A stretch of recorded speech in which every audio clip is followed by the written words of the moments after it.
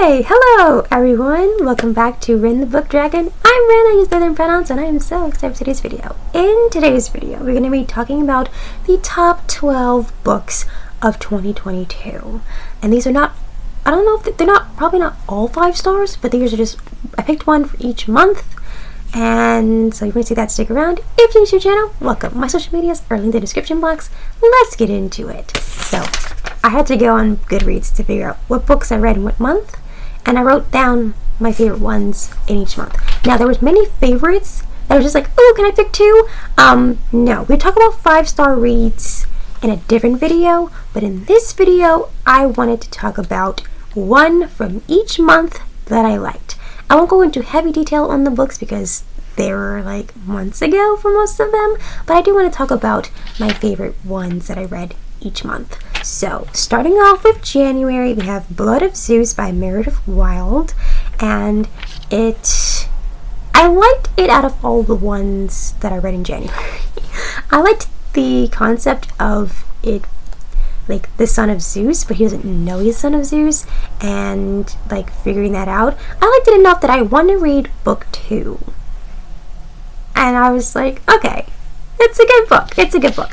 And the whole forbidden romance has kind of always been one of my favorite, like, subgenres of romance, the forbidden ones. So that's January. February, we have All He'll Ever Be by Willow Winters. It's a dark romance. Check your triggers for that. But it's 4 books in one. So it's like an entire series, all in one book, and I really liked it. I was going to read the next part of the series, which is like the brother, but I already read 4 dark romances, and I wanted to break from dark romance, so I kind of changed it up and read something else, but I really enjoyed that series. March, The Spark by Vi Keeland. Now, I did read like 2 Vi Keeland books, and they follow the same formula, which got repetitive, but the first one I read was like definitely the best, and I'm pretty sure that's the one with the lawyer and the social worker, I think. And I really liked it. The chemistry, I really liked the love interest, and so it was a favorite.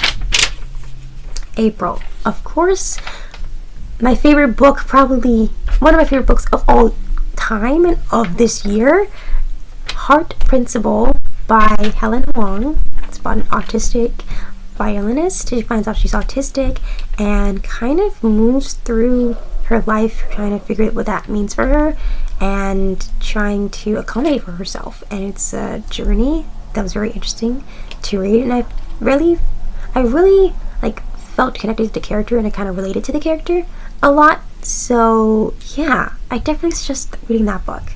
It was one of my favorites. I had to go like scroll back through May because I was like, what did I read in May that I really liked? And out of the 3 that I saw that I read, one was The Playmaker by Catherine Fox, and it's a sports romance, and I love sports romances, and it's hockey. I'm pretty sure there's a pregnancy trope in that one, so if you don't like that, you're not gonna like that book. But I don't mind that trope. I really like that trope. I think it's interesting. I think it's fun. And so yeah, that was the one I gave the highest rating to, because that one's like, what did I like in May? Because I couldn't remember. Like looking at the cover, I'm like, I don't know what this book's about. So I went with the highest score for that. Anyway, June. I read a lot of graphic novels in June, and so like my favorite one would be the first one I read, which was the Avatar: The Last Airbender, The Promised, and I read like it was like all of them into like one, not like the different volumes, just like the first one. All of them as a whole, and because it really took me back to like watching the Avatar with my sister, and I really like heard the characters' voices as I was reading it, and I really enjoyed it, and I got to read it on my tablet, which is fun and makes reading so much easier somehow. But yeah, And then July, there was 2. This one was pretty tough because I wanted to put one, and then I was like, wait, no, I really liked this one. So, The Girl from the Sea by Molly Knox Ostertag. Can't read my own handwriting. But I really liked that. It was a graphic novel again. And I really liked it because of the like struggling to figure out your sexuality, and also like the first person you have a connection with is also from the sea, and it was really cute, and I liked it. I really liked it. I don't know. August, Never His Mate. Paranormal romance has to make it on the list because it's in the top 10 favorite tropes I like. I really like paranormal romances, and this is one of my favorites. It was a favorite because it's rejected mates, and I have never read a rejected mates one, and it was very interesting, like, because they felt the connection, but one was like resisting it. And even though like in like when you find out like you're mated to someone and you don't want it to be, you kind of like still feel that pull, but he completely like rejected her and made that whole interesting story concept, which I really liked.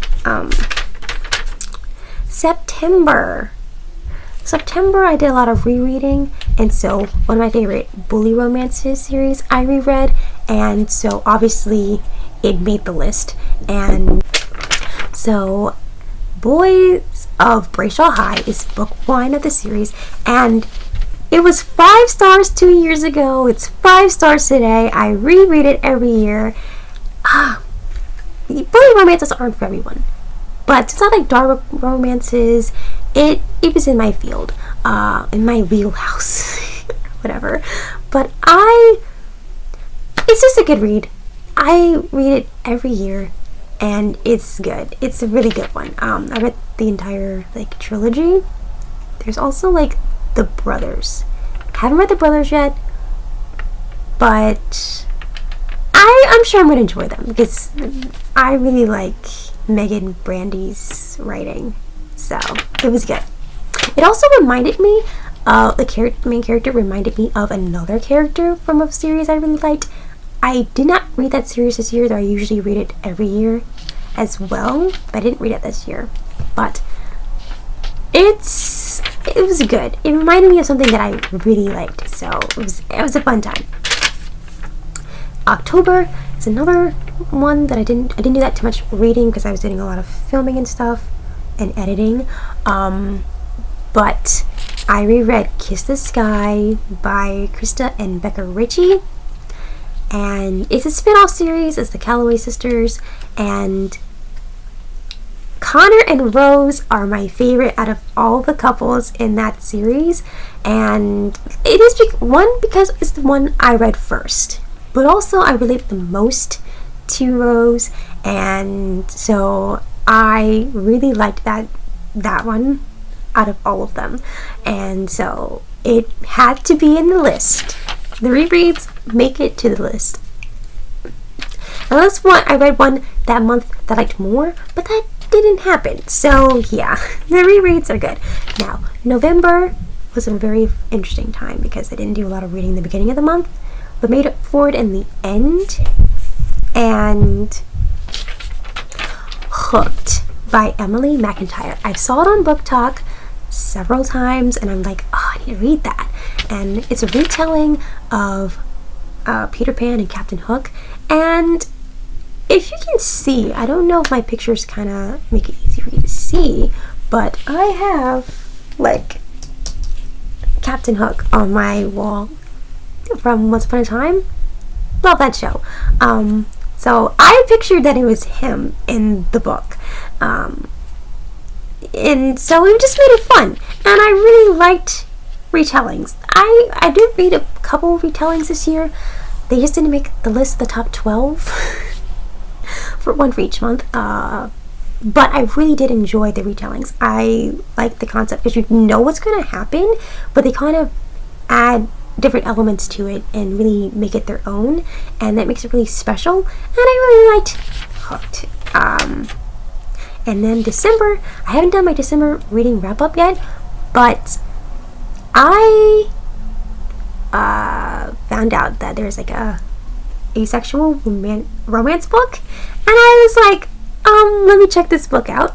And so I did, and I really liked it. The Romantic Agenda by Ryn, oh good gracious, Desmine.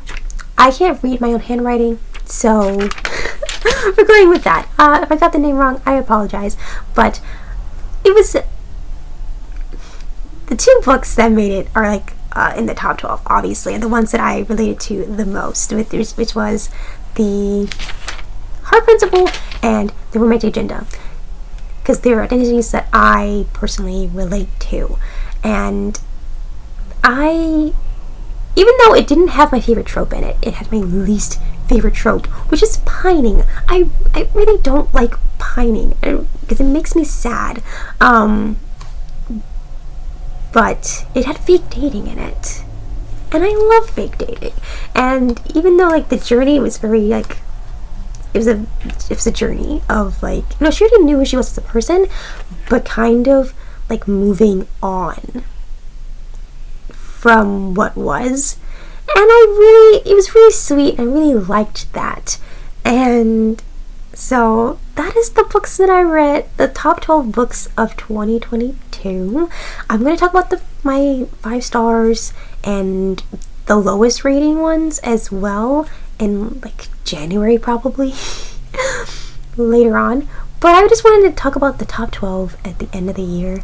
And so yeah, I hope you enjoyed this video. If you did, feel free to give it a thumbs up, subscribe to the channel, hit the bell notification notified when I upload. I don't know my upload schedule right now because it's kind of crazy. I have a bunch of video ideas, and I don't know if uploading it once a week will help me get it out as soon as possible. But I'm working on it, and so don't have a schedule, so hit the bell notifications bell so you can be notified when they come out. And until next time, drink some water, eat a snack, read a book, no matter the platform, and enjoy the rest of your day. Bye!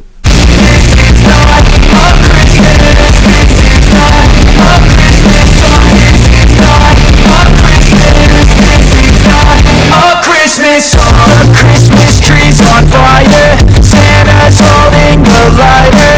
My parents are both liars, I got gifts but 1 subscriber.